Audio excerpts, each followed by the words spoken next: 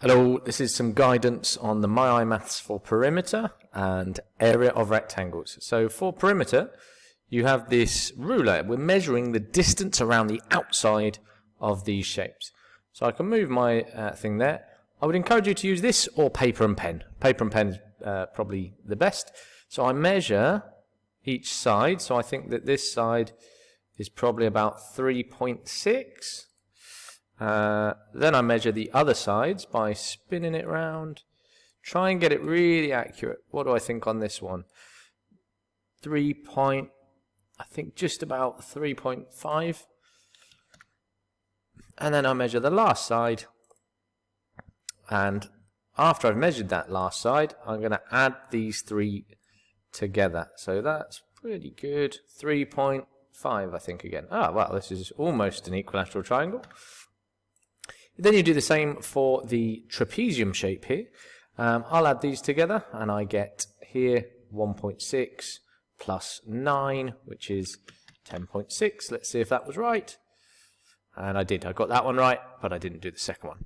Part 2, find the missing lengths. Okay, what we need to know is what a regular hexagon is. Regular shapes have the same length for every side. All sides are equal. So if this is 4 centimeters, this is 4, this is 4, this is 4. That information is very useful. Same with an equilateral triangle. All the sides are the same length, but a bit of a puzzle on that last one. I'm not going to give you any help there because hopefully you'll be able to use your maths ability. When you come to the second one, we're counting squares, and you might want to, let's just get a pen up. You might want to just count 1, 2, 3 as you go.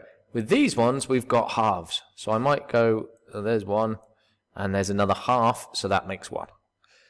Up to you how you do it exactly. I'd probably go 1, 2, 3 whole ones, and then 1, 2, 3 halves, which to me makes 4.5, I believe. So for shape C, I'd say 4.5 squares are covered by that.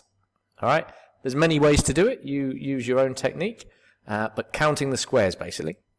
Then the next one, you need to use a bit of that knowledge for rectangles, knowing its length multiplied by width for the area.